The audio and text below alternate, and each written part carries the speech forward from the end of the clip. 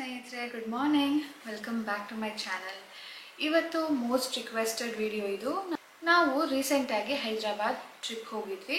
ಆಗ ನಿಮ್ಮಲ್ಲಿ ತುಂಬ ಜನ ಕೇಳಿದ್ರಿ ಅಲ್ಲಿನ ಖರ್ಚು ಎಷ್ಟಾಯಿತು, ಎಷ್ಟು ಬಜೆಟ್ ಆಯಿತು ಅಂತ ಹೇಳಿಬಿಟ್ಟು ನಾನು ನಿಮಗೆ ಡೀಟೇಲ್ ಆಗಿ ಬಜೆಟ್ ಎಷ್ಟಾಗುತ್ತೆ ಆ್ಯಂಡ್ ಅಲ್ಲಿ ಏನೆಲ್ಲ ಪ್ಲೇಸಸ್ ಇದೆ ನೋಡೋದಕ್ಕೆ, ನಾವು ಹೇಗೆ ಹೋಗಿದ್ವಿ, ಹೇಗೆ ಬಂದ್ವಿ, ಹೇಗೆ ಸ್ಟೇ ಮಾಡಿದ್ವಿ ಅಂತೆಲ್ಲ ಕೂಡ ಡೀಟೇಲ್ ಆಗಿ ತಿಳಿಸೋಣ ಅಂತ ಹೇಳ್ಬಿಟ್ಟು ಈ ವಿಡಿಯೋನ ಮಾಡ್ತಾ ಇದ್ದೀನಿ.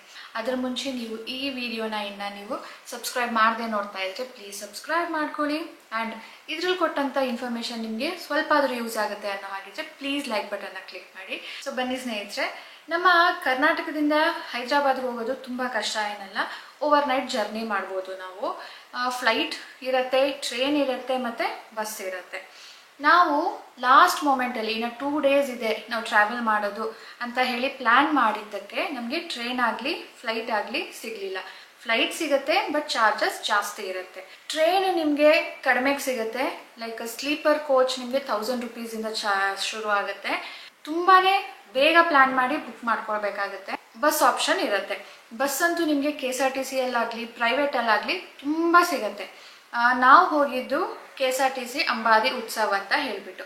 ಇದು ಸ್ಲೀಪರ್ ಬಸ್ ಆಗಿರುತ್ತೆ. ಇದರ ಫೇರ್ ನಿಮಗೆ 1700 ಬಿಫೋರ್ ಟ್ಯಾಕ್ಸ್. ಮತ್ತೆ ಫೇರ್ ಕೂಡ ಸೀಸನ್ ವೈಸ್ ಅದು ವೇರಿ ಆಗ್ತಾ ಹೋಗುತ್ತೆ.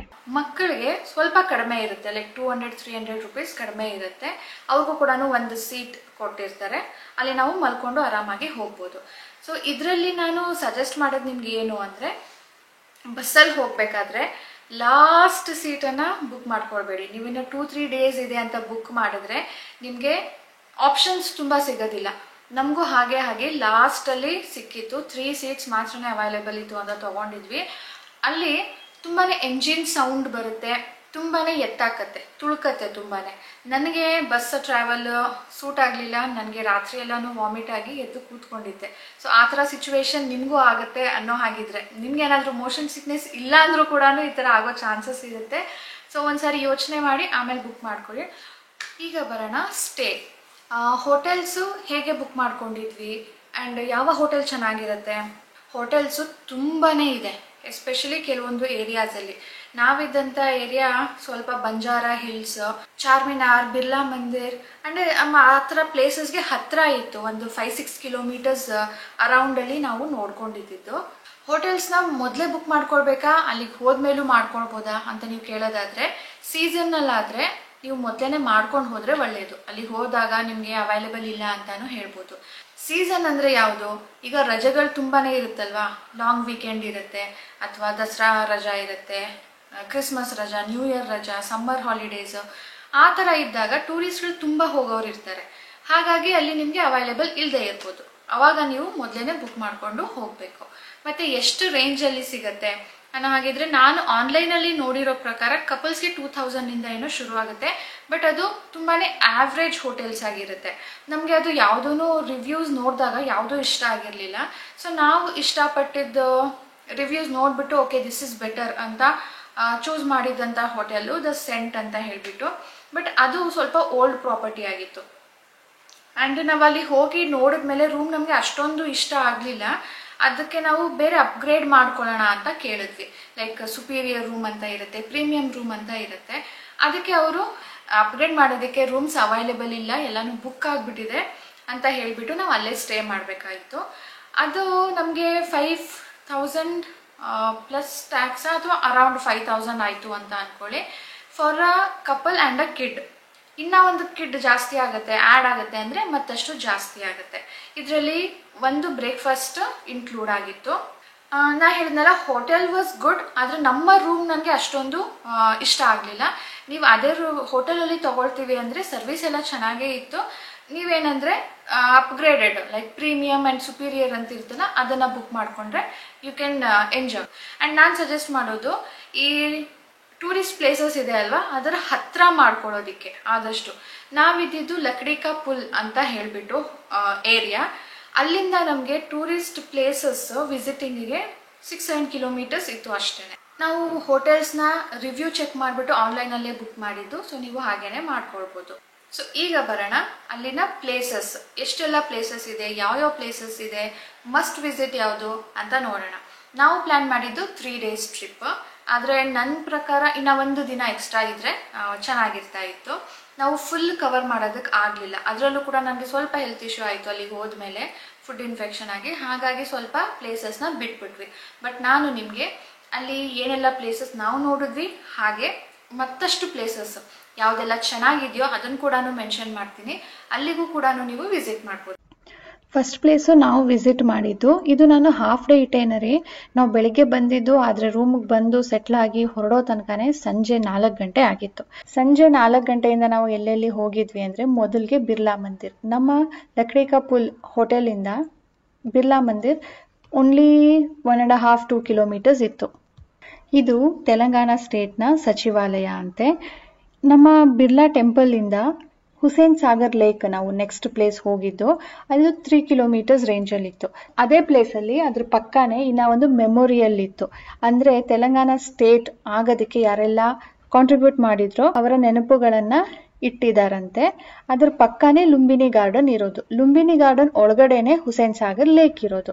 ಸೊ ಲುಂಬಿನಿ ಗಾರ್ಡನ್ ಒಳಗಡೆ ನಾವು ಎಂಟ್ರಿ ತಗೋಬೇಕು ಅಂದರೆ ಒಂದು ಮಿನಿಮಮ್ ಒಂದು 50 rupees ಏನೋ ಚಾರ್ಜ್ ಮಾಡ್ತಾರೆ. ಅದು ಗಾರ್ಡನ್ ಇದೆ, ಹಾಗೆ ಅಲ್ಲಿ ಲೇಸರ್ ಶೋ ನಡೆಯುತ್ತೆ ಸಂಜೆ 7 ಗಂಟೆ ಮೇಲೆ. ಹಾಗೆ ಮಕ್ಕಳಿಗೆ ಸಣ್ಣ ಪುಟ್ಟ ಗೇಮ್ಸ್ ಕೂಡ ಇದೆ. ಆ್ಯಂಡ್ ಹುಸೇನ್ ಸಾಗರ್ ಲೇಕ್ ಕೂಡ ಇದೆ. ಹುಸೇನ್ ಸಾಗರ್ ಲೇಕಲ್ಲಿ ನಾವು ಬೋಟ್ ರೈಡ್ ಮಾಡ್ಬೋದು. ಸ್ಟ್ಯಾಚ್ಯೂ ಇರೋ ಪ್ಲೇಸಲ್ಲಿ ನಾವು ಇಳಿದ್ಬಿಟ್ಟು ಒಂದು ರೌಂಡ್ ಹಾಕಬೇಕು ಅಂದರೆ ನಾವು ಫೆರ್ರಿಯಲ್ಲಿ ಹೋಗಬೇಕು. ಇಲ್ಲ ಅಂದರೆ ಸ್ಪೀಡ್ ಬೋಟ್ ಅಥವಾ ಫ್ಯಾಮಿಲಿ ಬೋಟು ತೊಗೊಳ್ಬೋದು. 7 ಗಂಟೆಗೆ ಲೇಸರ್ ಶೋ, ಮ್ಯೂಸಿಕಲ್ ಫೌಂಟನ್ ಇರುತ್ತೆ, ಅದನ್ನು ಕೂಡ ಎಂಜಾಯ್ ಮಾಡ್ಬೋದು. ಇದು ರಾತ್ರಿ ವ್ಯೂ ಸಚಿವಾಲಯದು. ಹಾಗೆ ಅಲ್ಲಿ ಕಾಣ್ತಾ ಇರೋದು ಬಿರ್ಲಾ ಮಂದಿರ್. ನೆಕ್ಸ್ಟ್ ಅಲ್ಲಿಂದ ಚಾರ್ಮಿನಾರು 4 ಕಿಲೋಮೀಟರು. ನಾವು ಇಲ್ಲಿಗೆಲ್ಲ ಕೂಡ ಆಟೋಲ್ಲಿ ಹೋಗ್ಬೋದು, ನಿಮಗೆ ಈಸಿ ಆಕ್ಸೆಸ್ ಇರುತ್ತೆ. ಬಟ್ ಅವರು ಜಾಸ್ತಿ ಚಾರ್ಜ್ ಹೇಳ್ತಾರೆ. ಅಂದರೆ ಮೀಟರ್ ಹಾಕೋದಿಲ್ಲ, 1 to double ಹೇಳ್ತಾರೆ. ನಾವು ಅದರಲ್ಲಿ ಹಾಫ್ಗೆ ಅಥವಾ 160%ಗೆ ನೆಗೋಷಿಯೇಟ್ ಮಾಡಬೇಕಾಗತ್ತೆ. ಆ್ಯಂಡ್ ಚಾರ್ಮಿನಾರ್ಗೆ 5 ಗಂಟೆ ಒಳಗಡೆ ಬಂದರೆ ನಮಗೆ ಚಾರ್ಮಿನಾರ್ ಒಳಗಡೆ ಹತ್ತಿ ಮೆಟ್ಲು ಹೋಗಿ ಮೇಲ್ಗಡೆಯಿಂದ ನಿಂತ್ಕೊಂಡು ನಾವು ಸರೌಂಡಿಂಗ್ನ ನೋಡ್ಬೋದು. ಆ ಫೆಸಿಲಿಟಿ ಇದೆ, ಬಟ್ ರಾತ್ರಿ ಅದನ್ನು ಕ್ಲೋಸ್ ಮಾಡಿರ್ತಾರೆ. ಚಾರ್ಮಿನಾರ್ ಸರೌಂಡಿಂಗ್ ಅಲ್ಲೇ ನಿಮಗೆ ಮೆಕ್ಡಾನಲ್ಡ್ಸ್, ಡಾಮಿನೋಸ್ ಮತ್ತೆ ಬಿರಿಯಾನಿ ಹೌಸ್ ಎಲ್ಲಾನು ಇದೆ. ಅಲ್ಲೇ ಫುಡ್ ಟ್ರೈ ಮಾಡಿದ್ರೆ ಒಳ್ಳೇದು. ಸ್ವಲ್ಪ ದೂರ ಹೋದ್ರೆ ನಿಮಗೆ ಹೋಟೆಲ್ಸ್ ಸಿಗೋದಿಲ್ಲ. ಸೆಕೆಂಡ್ ಡೇ ನಾವು ರಾಮೋಜಿ ಫಿಲ್ಮ್ ಸಿಟಿಗೆ ಹೋಗಿದ್ವಿ. ರಾಮೋಜಿ ಫಿಲ್ಮ್ ಸಿಟಿಗೆ ನಾವು ಆನ್ಲೈನಲ್ಲೇ ಟಿಕೆಟ್ ಕೂಡ ಬುಕ್ ಮಾಡ್ಕೊಂಡಿದ್ವಿ. ಅಲ್ಲಿ ಹೋದ್ಮೇಲೆ ಕೂಡ ತೊಗೊಳ್ಬೋದು, ಆದರೆ ಅದು ಅವೈಲೇಬಲ್ ಇರುತ್ತಾ ಇಲ್ವಾ ನೋ ಐಡಿಯಾ. ನಾವು ಇಲ್ಲೇ ಬುಕ್ ಮಾಡ್ಕೊಂಡಿದ್ವಿ. ಅದನ್ನು ನಾವು ಅವರ ರಾಮೋಜಿ ಫಿಲ್ಮ್ ಸಿಟಿ ಅವರ ಅಫಿಷಿಯಲ್ ವೆಬ್ಸೈಟಲ್ಲೇ ನಾವು ಬುಕ್ ಮಾಡ್ಕೊಂಡಿದ್ವಿ. ಅಲ್ಲಿ ನಿಮಗೆ ಬೇರೆ ಬೇರೆ ರೇಟ್ಗಳು ಸಿಗುತ್ತೆ.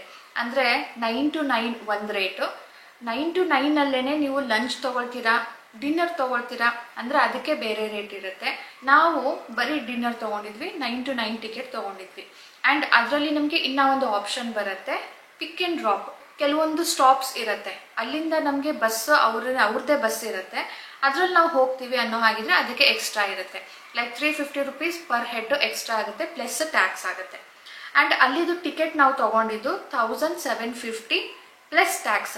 ಸೊ ಆಲ್ ಟುಗೆದರ್ 3 ಜನಕ್ಕೆ ನಮಗೆ ಅರೌಂಡ್ 7,500 ಆಯಿತು. ರಾಮೋಜಿ ಫಿಲ್ಮ್ ಸಿಟಿಯಲ್ಲಿ ನೀವು ಏನೆಲ್ಲ ನೋಡ್ಬೋದು, ಇದ್ರ ಬಗ್ಗೆ ನಾನು ಜಾಸ್ತಿ ಹೇಳಲೇಬೇಕಾಗಿಲ್ಲ. ಅದು ನಾವು ಏನು ಮೂವೀಸ್ ನೋಡ್ತೀವೋ ಅದರಲ್ಲಿ ಏನು ಬ್ಯಾಕ್ಗ್ರೌಂಡ್ ಇರುತ್ತೆ, ಸೆಟ್ಗಳಿರುತ್ತೆ, ಅದು ಅಲ್ಲಿ ಮಾಡಿ ಬಿಟ್ಟಿರ್ತಾರೆ. Like very popular Baahubali set, ಅದು ಕೂಡ ಆ ಫಿಲ್ಮ್ ಸಿಟಿ ಒಳಗಡೆನೇ ಇರೋದು. It's worth visiting.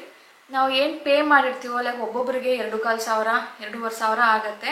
ಬಟ್ ಅಲ್ಲಿಗೆ ಹೋದ್ಮೇಲೆ ತುಂಬ ಚೆನ್ನಾಗಿದೆ ಜಾಗ ಅಂತ ಅನಿಸುತ್ತೆ. Once in a life time ನೋಡಲೇಬೇಕು. ಆ್ಯಂಡ್ ಈಗ ಬರೋಣ ಥರ್ಡ್ ಡೇ ಇಟೇನರಿಗೆ. ಥರ್ಡ್ ಡೇ ನಾವು ಹೋಗಿದ್ವಿ ಗೋಲ್ಕೊಂಡ ಫೋರ್ಟ್. ಇದು ತುಂಬ ಹಳೆ ಫೋರ್ಟ್. ಇದನ್ನ ಗೈಡ್ ತಗೊಂಡು ಎಕ್ಸ್ಪ್ಲೋರ್ ಮಾಡಿದ್ರೆ ನಮಗೆ ಇದ್ರ ಬಗ್ಗೆ ನಾಲೆಡ್ಜ್ ಸಿಗುತ್ತೆ. ಲೈಕ್ ಯಾರು ಕಟ್ಟಿದ್ದು, ಯಾಕೆ ಕಟ್ಟಿದ್ದು, ಇದು ಹೇಗೆ ಕಟ್ಟಿದ್ರು, ಇದರ ಸ್ಪೆಷಾಲಿಟಿ ಏನು ಅಂತೆಲ್ಲಾನು ತಿಳ್ಕೊಳ್ಬೋದು. This also a must visit place. Apart from ನಾನು ಏನು ಪ್ಲೇಸಸ್ ಹೋಗಿದ್ನೋ ಅದು ಬಿಟ್ಟು ಇದೆಲ್ಲ ಇದೆ ನೋಡಿ. Salar Jung, Nizam's museum, Mecca Masjid, Chowmahalla palace, 7 tombs, the Qutub Shahi tombs, Ramanuja statue, NTR gardens, for adventurous outing, Wonderla and ski capital. ನಾವು ಟ್ರಾವೆಲ್ ಮಾಡಿದ್ದು ಥರ್ಡ್ ಡೇ ನೈಟ್.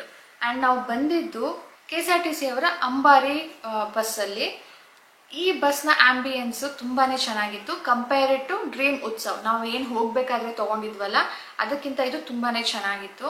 ಇದರಲ್ಲಿ ನಮಗೆ ಫುಲ್ ಫ್ರಂಟಲ್ಲಿ ಸಿಕ್ಕಿತ್ತು, ಬಟ್ ಸ್ಟಿಲ್ ತುಂಬ ಎತ್ತಾಕೋದು ಅನ್ನೋ ಥರ ಇರಲಿಲ್ಲ, ಸ್ವಲ್ಪ ಸ್ಮೂತ್ ಇತ್ತು. ತುಂಬ ಚೆನ್ನಾಗಿ ನಿದ್ದೆ ಬಂತು ನನಗೆ.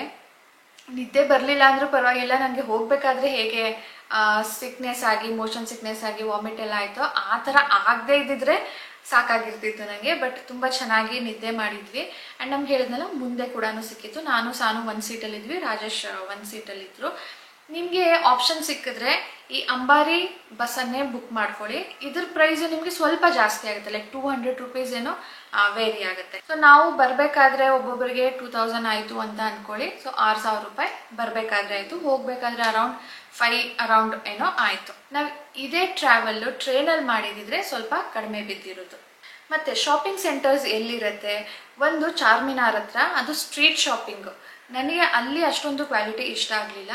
ಮತ್ತು ನನ್ನ ವ್ಯೂವರ್ ಒಬ್ಬರು ಸಜೆಸ್ಟ್ ಮಾಡಿದರು, ಶಿಲ್ಪರಾಮಮ್ ಅಂತ ಒಂದು ಹ್ಯಾಂಡಿಕ್ರಾಫ್ಟ್ ಶಾಪ್ ಇದೆ. ಲೈಕ್ ಅದು ಒಂದು ಇಲ್ಲಿ ನಮಗೆಲ್ಲ ಸಹಾರಾ ಎಕ್ಸಿಬಿಷನ್ ಹೇಗಿರುತ್ತೋ ಹಾಗೆ ಅಲ್ಲಿರುತ್ತೆ. ಅಲ್ಲಿಗೆ ಹೋದರೆ ನಿಮಗೆ ತುಂಬ ಚೆನ್ನಾಗಿ ಸಿಗುತ್ತೆ ಅಂತ ಹೇಳಿಬಿಟ್ಟು. ಸೊ ಈಗ ಪರ್ಲ್ ಶಾಪಿಂಗ್ ಎಲ್ಲಿ ಮಾಡ್ಬೋದು, ಹೈದರಾಬಾದ್ ಅಂದರೆ ಪರ್ಲ್ಗೆ ಫೇಮಸ್ ಅದು.